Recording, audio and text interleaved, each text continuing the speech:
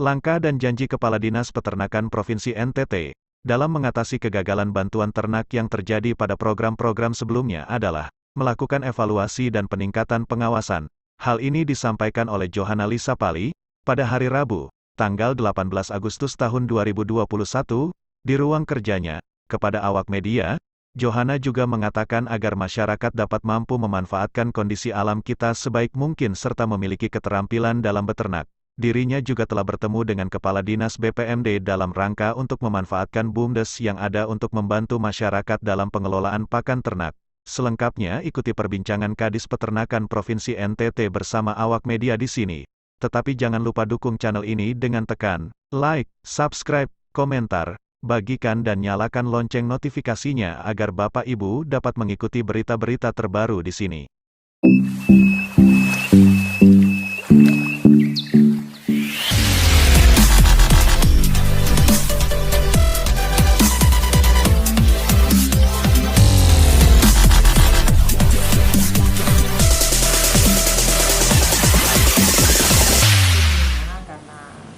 Luas, sementara dinas hanya SDM-nya di lapangan juga ada, tapi juga belum banyak juga, sekitar 200.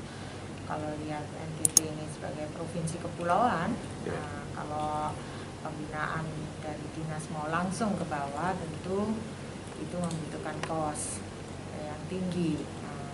Oleh karena itu strategi kita adalah memang kita tidak bisa sendiri, kita harus bangun jejaring. Begitu. Pertama kita punya ada kabupaten, kota. Bagaimana sinergi Dinas Peternakan Provinsi dengan Dinas Peternakan Kabupaten Kota. Kemudian ya kita tambah pekerjaan dari tenaga lapangan, gitu ya. Memang tenaga lapangan yang ada di kita itu dikhususkan berkaitan dengan kesehatan hewan. Tapi bagaimana mereka kita kasih juga tambahan keterampilan untuk supaya mereka juga bisa melakukan ini banyak hal, bukan hanya soal kesehatan, begitu. Nah, ya. Memang kesehatan penting juga, ini, tapi bagaimana soal pakan, nah, begitu. Edukasi masyarakat. Sebetulnya intinya itu ada di masyarakat yang adalah peternak itu sendiri. Kalau mereka punya keterampilan untuk memelihara ternak, mereka kemudian ini keterampilan itu baik, kemudian ada menyiapkan pakan yang mana kita tidak boleh selalu bilang iya kita ini 8 bulan kering, tapi kita dikasih anugerah Tuhan 4 bulan di mana musim-musim hujan yang kemudian pakan kita berlimpah. Nah, ini yang perlu dibangun ini jejaring yang baik antara kabupaten kota, bagaimana menyiapkan pakan yang baik, ini menyiapkan ini pakan yang berkualitas untuk pada musim-musim juga. Di musim kering kan bisa itu melalui teknologi silase. Nah, itu dari ini. Kemudian ada sinergi juga dengan ini pertanian, kaitan dengan limbah-limbah ini pertanian, ini DJPS Paranggencar kan nantinya untuk ternak juga, dan limbahnya juga bisa. Nah, oleh karena itu saya juga mau bangun jejaring, kemarin sudah komunikasi juga dengan Kepala Dinas PMD melalui BUMDes-BUMDesnya, supaya BUMDes-BUMDes itu bagaimana yuk kita ajak untuk bagaimana mengelola limbah-limbah ini pertanian untuk menjadi persediaan ini pakan di musim ini kering. Jadi kalau musim hujan limbah luas. Ini bagi ternak-ternak ruminansia, begitu. Nah, salah satu kebijakan lagi pemerintah ya dengan seperti ternak ini kecil dan unggas itu ya salah satunya memang kita harus bangun pabrik.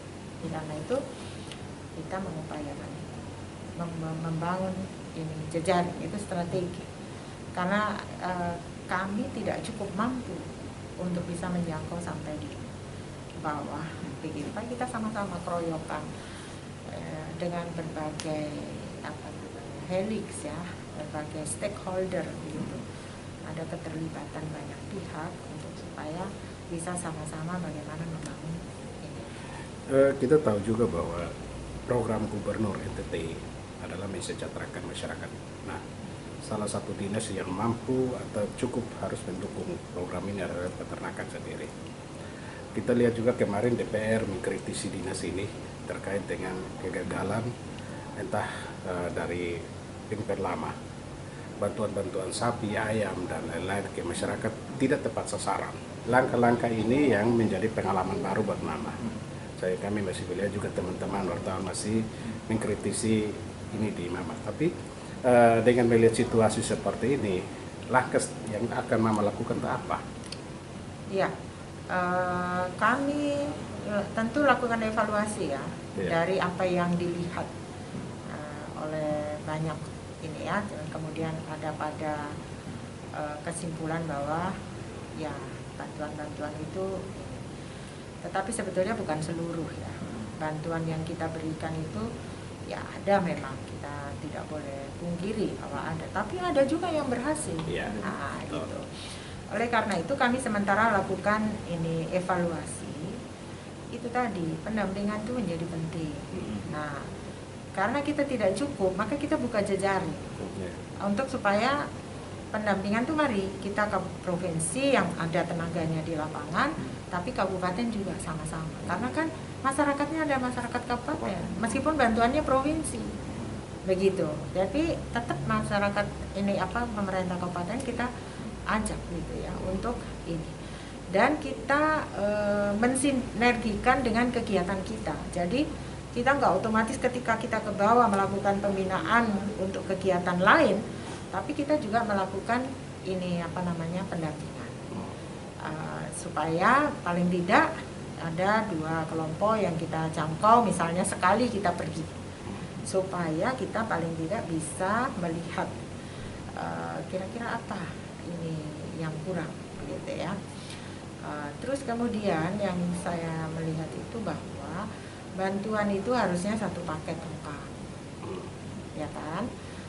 Supaya ya paling tidak mereka ada ruang untuk mereka, oh ternyata kalau misalnya pelihara ini harus dikasih vitamin, ya kan? Itu kita kasih. Kemudian makanannya model seperti ini, nah, begitu. Jadi satu paket. Dan kita melihat bahwa yang kemarin diangkat soal namanya unggas atau ayam di daerah-daerah stunting ya, itu tidak bisa lagi kita beri misalnya dalam bentuk DOC. Nah, kecil kan ya, rentan, karena belum ini bisa memelihara secara mungkin 1-2 ya, tapi dalam bentuk ini sejumlah tertentu itu ya perlu juga keterampilan juga untuk ini. Nah, oleh karena itu kita kasih itu yang sudah tidak rentan gitu. Maka itu di tahun sekarang kita rubah. Tapi jujur ini ya, meskipun tadi bilang ada, kita akui, tapi ada yang ternyata setelah kita lakukan evaluasi ke beberapa tempat, bahkan ada yang sampai sudah berlipat. Ya, jadi kita lihat bahwa kegagalan ini karena kurangnya pendampingan itu terjadi ya, dan kita tidak bisa pungkiri itu karena itu fakta yang ada. Karena saya waktu itu ikut kegiatan di DPR yang membicarakan ini. Nah, jadi kita tahu juga Mama punya program terbaru untuk kita tahu. Memang sebetulnya saya ini lagi ya luruskan. Artinya pendampingan ada dikasihkan. Tapi itu tadi kan kami tidak bisa menjangkau. Oleh karena itu strategi kita adalah bagaimana kita ini membuka jejaring dengan teman-teman di kabupaten. Di kabupaten kan pasti juga punya tenaga lapangan. Mari kita berbagi peran begitu supaya bisa menjangkau semua begitu. Sehingga jangan yang nggak terjangkau akhirnya tidak berhasil. Tapi bisa menjangkau semua, karena itu tadi provinsi kan di sini di Kupang, nah bagaimana di Flores, bagaimana di Sumba, bagaimana di itu kan ini ya tenaga kita misalnya di Flores di kabupaten ini ada, di Manggarai ada, tapi kan cuma 1-2. Nah bagaimana dia bisa menjangkau seluruh itu. Nah, bagaimana? Mari kita sama-sama, tenaga lapangan kita, tenaga lapangan kabupaten, kita bagi peran, kita fokuskan pelayanan kita juga. Ini sampaikan bahwa di masing-masing kecamatan tuh hampir ada yang namanya puskeswan, pusat kesehatan hewan. Nah, itu menjadi pusat pelayanan, bukan hanya soal masalah kesehatan, tapi informasi, edukasi itu terjadi di situ gitu. Sekarang lagi melakukan revitalisasi terhadap, memang puskeswan itu kewenangan kabupaten. Ya. Ini menarik terkait dengan pakan kita di NTT. Sebenarnya pakan kita terlalu banyak, mulai dari jagungnya, rumputnya, dan bahan-bahan lokal ini banyak. Provinsi sendiri punya niat atau punya wacana tidak punya pabrik pakan tersendiri daripada kita ini harus. Ini pakan ternaknya ada yang kaitan dengan yang pakan jadi pabrikan dan juga pakan yang kalau ternak-ternak ruminansia kan bukan itu. Ya, itunya silasenya kan harus ada rumputnya karena memang ini ya. Untuk yang ternak-ternak itu kita ruminansia itu tadi yang saya bilang lewat limbah-limbah itu juga. Kalau pakan ternak yang jadi itu pasti nanti dari jagungnya. Nah, gitu kan, sinergi kita dengan pertanian seperti itu. Kalau itu limbah pertanian, tongkol jagung itu yang saya mau bersinergi dengan PMD supaya PMD menggerakkan BUMDes-nya. BUMDes itu sebetulnya bagaimana dia memberdayakan potensi lokal untuk dia kelola, dia kemudian ini kan. Sehingga bisa pada saat tertentu, musim-musim tertentu kan, di musim kering itu pakan untuk ruminansia susah, hijauan susah gitu. Kita sudah punya persediaan begitu. Nah, kalau yang terkait dengan pakan untuk pabrik, untuk hewan ternak babi, unggas, nah itu ya kita terus tanam jagung kan untuk itu. Salah satu untuk pakan, karena pakan kita itu masih mendatangkan dari luar kan. Berarti itu sudah ada punya pabrik sendiri? Tahun ini mulai kita kerjakan. Mulai kita kerjakan sehingga diharapkan 2022 kita sudah punya pabrik. Berapa besaran itu pabriknya? Dia 1 jam 3 ton 1 jam. 3 ton 1 jam per jam. Berarti hasil panen masyarakat itu bisa diambil? Ya, jagungnya bisa diberikan. Itu saya sudah koordinasi dengan Pak Luki, Pak Kadis. Apakah nanti harganya itu sama dengan harga biasa? Ya justru lebih rendah kan dari yang luar, karena kan semuanya produknya di sini. Mahal itu karena mendatangkan dari luar. Nah, itu makanya kita mau memotong itu. Sehingga ada juga keinginan dari peternak untuk beternak itu lebih tinggi lagi, karena kan pasti punya nilai ininya tinggi kan, karena hasilnya bisa.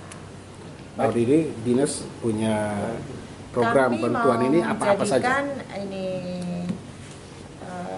instalasi kita sebagai pusat pembibitan, sehingga masyarakat bisa mendapatkan bibit ya, dari instalasi supaya betul-betul masyarakat mendapatkan bibit yang kualitas, yang unggul.